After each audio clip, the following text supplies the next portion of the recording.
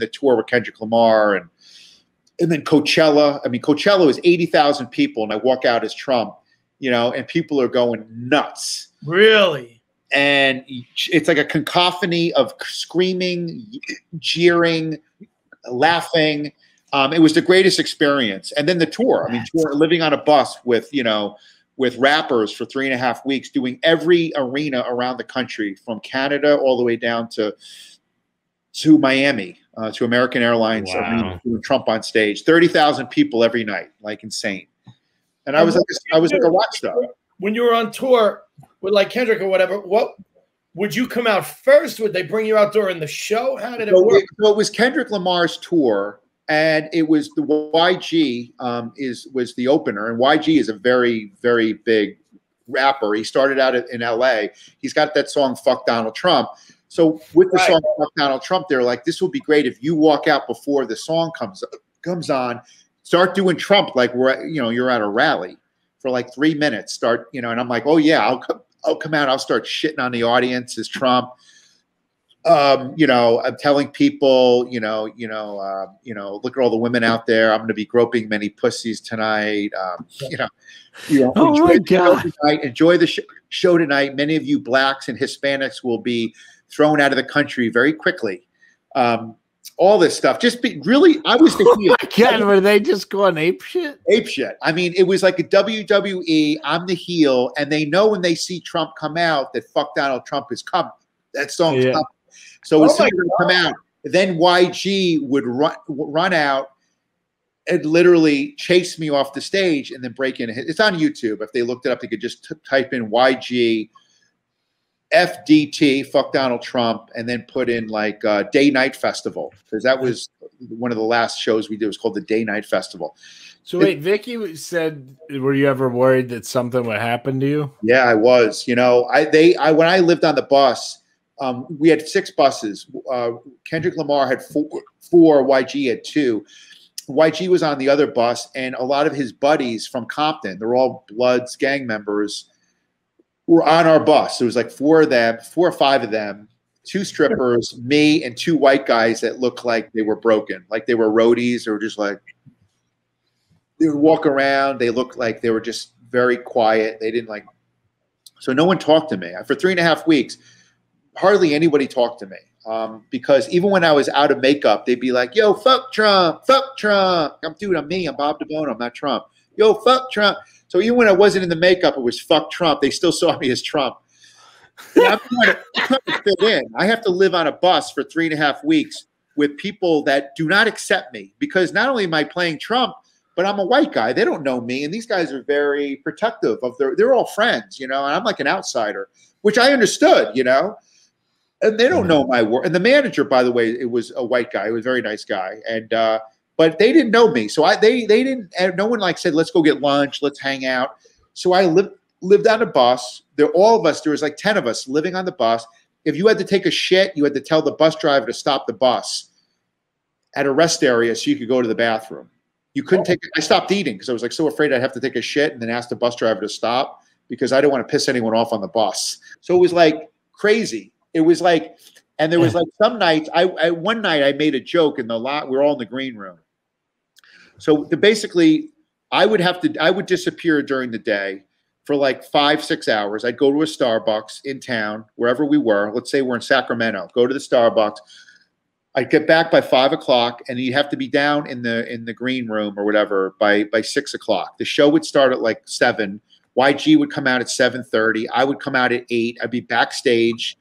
I'd come out, do Trump. I'd go off. There'd be a break. I'd go out, and people would want to take photos with me in the arena. And then Kendrick Lamar would come out. And then back in the green room, it was a giant, you know, we're an arena. So you have you're in a giant locker room where a hockey team would be. And YG would be there with all of his buddies and groupies and girls and everything. And I'm like, you know, one of the only white guys there. And no one's talking to me. Like, people were like, "Oh, you know, if you were single, you could have hooked up with." I'm like, no one would have. First of all, I have a girl, but if I was single, no one would have hooked up with me. I'm white and I'm dressed as Trump. No one's fucking Trump. These are people. These girls are from the hood. I thought the song was "Fuck Donald Trump." It was, but these girls are from the hood. Yeah, it should be, right. It should be "Fuck Donald Trump." fuck them as literally fuck them. I had to tell him it literally means fuck me. It's just fuck me. And it was nuts. But by the end of the tour, so anyway, this is what happened. So this is how I almost got killed. So one night, they used to be like, "Oh, yo, Trump, he like a tranny. He like a tranny. Trump put a he got a wig. Trump got a wig on. Like and so I went over to one guy with the wig on. I was getting dressed with my makeup, and I put my face in his crotch like I was going to pretend to blow him. And you don't make gay jokes to guys like the black community in the hood. Like you don't make gay jokes.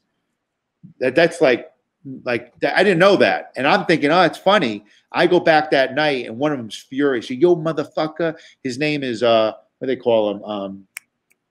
Slim. They call him Slim 400. He's a rapper. You can look him up. He got shot 9 times 2 years ago. Slim 400. And he survived. And he was funny as fuck.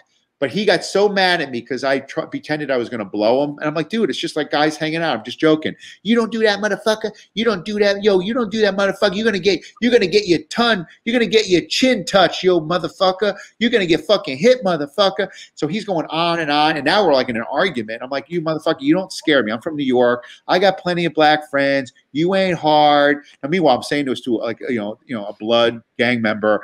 And all of his friends were on the bus, and now his friends are like popping out of there like, cubbies going, yo, what's going on, motherfucker? Now I'm like, oh my God, they're all going to kill me. But I knew they couldn't kill me because they needed me for the shows every night. That's why they keep them alive. They can't kill me because they need me because I'm really a big part of the show.